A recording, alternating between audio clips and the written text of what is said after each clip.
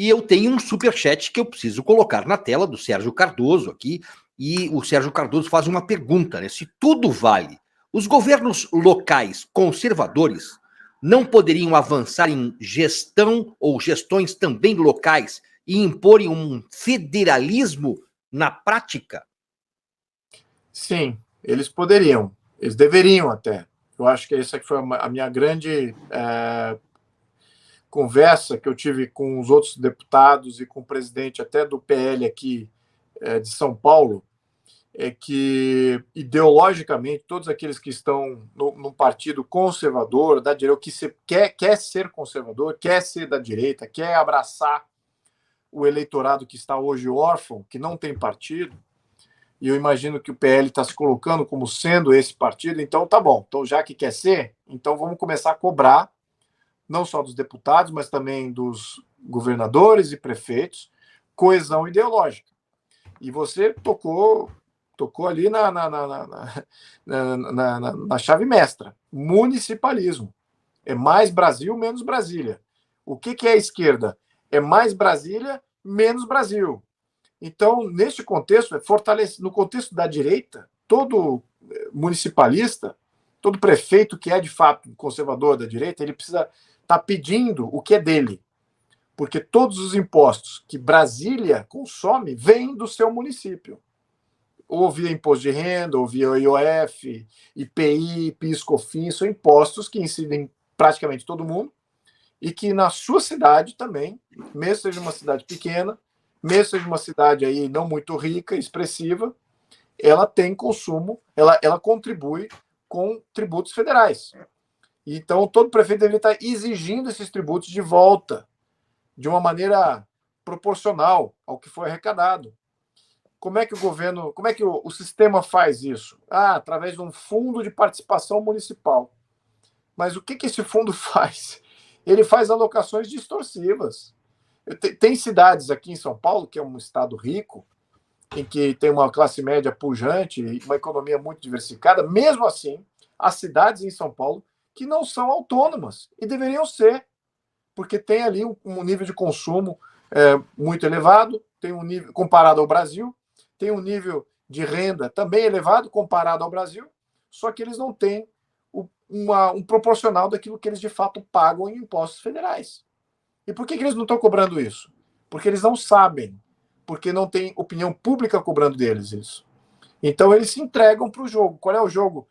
Pega o teu chapeuzinho e entra na fila de um avião, vai para Brasília e lá se humilha junto com uma bancada parlamentar ou com um ministro qualquer para pedir recursos para a sua cidadezinha.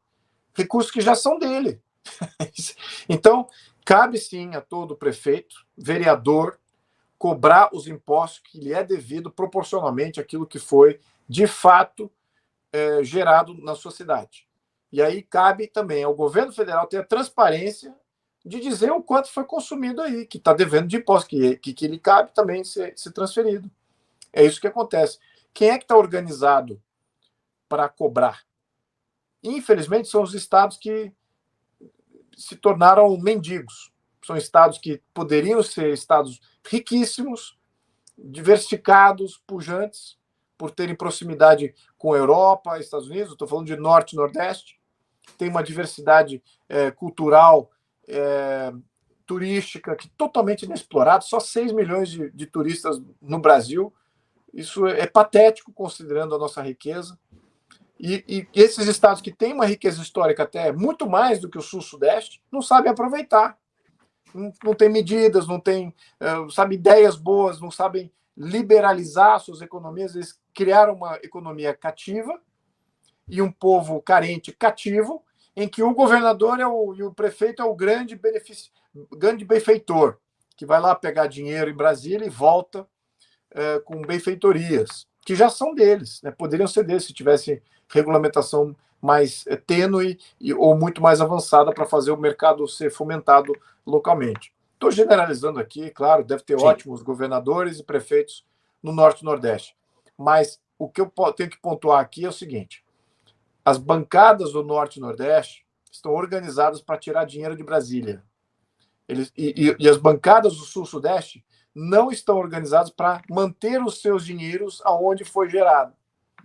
Então, criou uma espécie de parasitismo que não é bom para ninguém. Não é bom para os estados do sul-sudeste, porque eles sempre vão se desenvolver aquém daquilo que foi cobrado, então o serviço público pode até ser melhor, mas ele está aquém daquilo que poderia ser.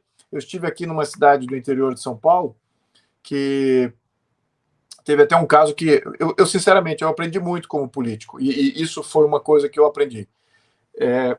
Teve um prefeito que não conseguiu recursos para a saúde, que deveria ter conseguido, muito mais do que foi entregue para ele, e ele me citou uma menina de 27, 28 anos que teve problema durante a pandemia e não sobreviveu. E ele diria que com mais uma máquina, aquela menina estava viva hoje. Então, você veja que até em estados ricos, que pagaram seus impostos, eles não saíram beneficiados. Para onde foi esse dinheiro? Para o Norte e Nordeste.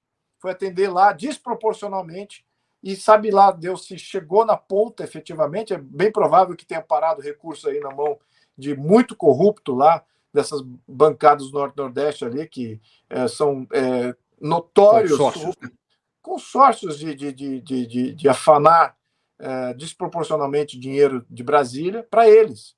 Veja quanto que os estados do Piauí, Maranhão, aí que tem oligarquias e famílias controladoras do sistema político de lá, como de fato eles continuam lá, e a população continua no mesmo nível de desenvolvimento, apesar dos bilhões que foram enviados desproporcionais de pagadores de impostos no sul-sudeste. E esse tipo de dicotomia não é bom para o brasileiro, para a unidade até do país como uma entidade social. Né? O brasileiro já está chegando, já está vendo que a conta chegou e eles é que estão pagando e não estão recebendo nada em troca.